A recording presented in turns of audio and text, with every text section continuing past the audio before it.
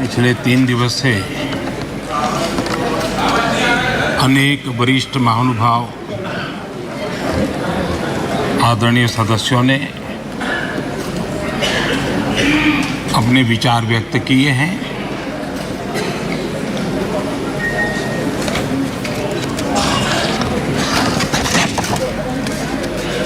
करीब सभी के विचार मुझ तक विस्तार से पहुंचे भी हैं।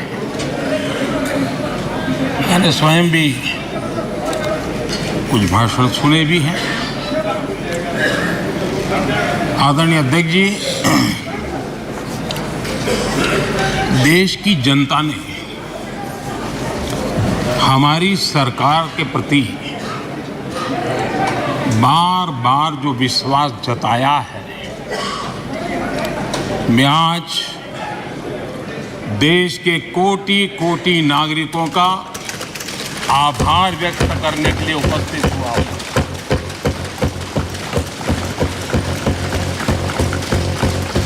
और अध्यक्ष जी कहते हैं भगवान बहुत दयालु है और भगवान की मर्जी होती है कि वो किसी न किसी के माध्यम से अपनी इच्छा की पूर्ति करता है, किसी न किसी को माध्यम बनाता है। मैं इसे भगवान का आशीर्वाद मानता हूं कि ईश्वर ने विपक्ष को सुझाया और वो प्रस्ताव लेकर आए।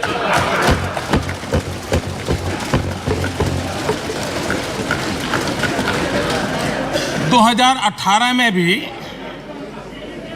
ये ईश्वर का ही आदेश था, जब विपक्ष के मेरे साथी अविश्वास प्रस्ताव लेकर के आए थे। उस समय भी मैंने कहा था कि अविश्वास प्रस्ताव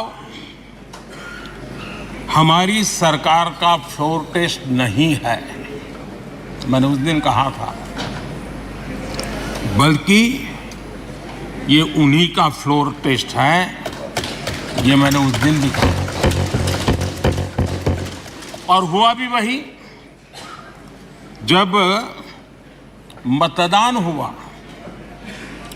तो विपक्ष के पास जितने वोट थे उतने वोट भी वो जमा नहीं कर पाए थे।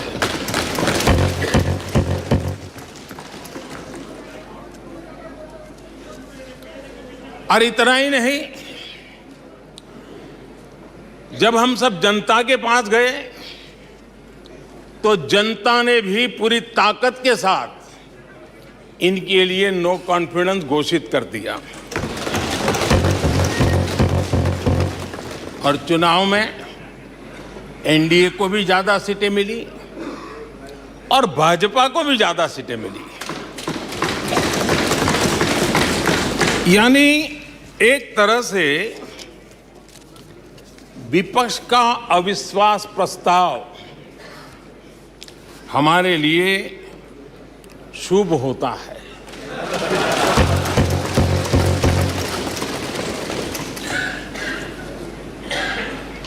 और मैं आज देख रहा हूं कि आपने तय कर लिया है कि एनडीए और बीजेपी 2024 के चुनाव में पुराने सारे रिकॉर्ड तोड़ करके भव्य विजय के साथ जनता के आशीर्वाद से वापस आएंगे। आदरणीय अध्यक्ष जी,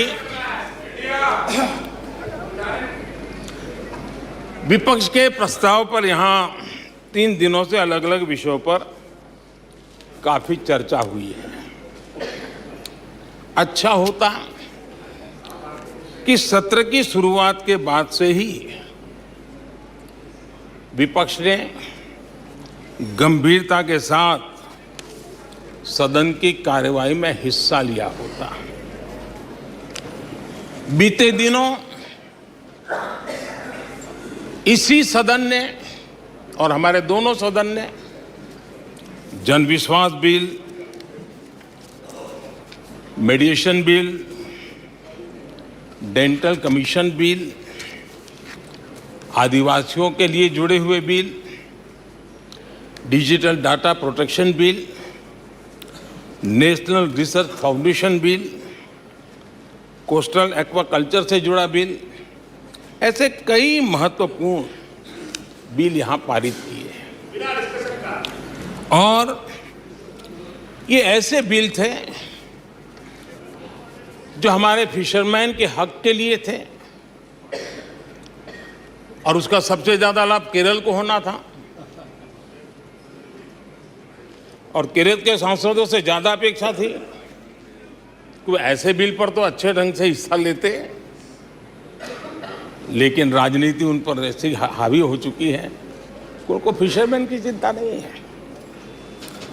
यहां नेशनल रिसर्च फाउंडेशन का बिल था, देश की युवा शक्ति के आशा आकांक्षाओं के लिए एक नई दिशा देने वाला बिल था।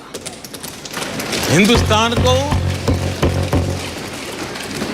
एक साइंस पावर के रूप में भारत कैसे उभरे, वैसे एक दीर्घदृष्टि के साथ सोचा गया था। उससे भी आपका इतराज। डिजिटल डाटा प्रोटेक्शन बिल, ये बिल अपने आप में देश के युवाओं के जज्बे में जिस बात आज प्रमुखता से है, उससे जुड़ा हुआ था। आने वाला समय टेक्नोलॉजी ड्रिवन है। आज डाटा को एक प्रकार से सेकंड ऑयल के रूप में, सेकंड गोल्ड के रूप में माना जाता है। उस पर कितनी गंभीर चर्चा की जरूरत थी, लेकिन राजनीति आपके लिए प्राथमिकता थी। कई ऐसे बिल थे जो गांव के लिए, गरीब के लिए, दलित के लिए, पिछड़ों के लिए, आदिवासी के लिए, उनके कल्याण की चर्चा करने के लिए थे, उनके भविष्य के साथ जुड़े हुए थे। लेकिन इसमें इन्हें कोई रुचि नहीं है। देश की जनता ने जिस काम के लिए उनको यहां भेजा है, उस जनता का भी विश्वासघात किया गया है।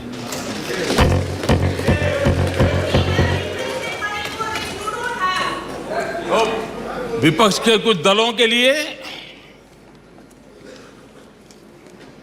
उनके आचरण से, उनके व्यवहार से उन्होंने सिद्ध कर दिया है कि देश से ज्यादा उनके लिए दल है, देश से बड़ा दल है, देश से पहले प्राथमिकता दल है।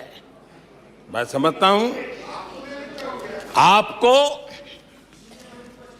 गरीब के भूख की चिंता नहीं है, सत्ता की भूख, यही आपके दिमाग पे सवार है।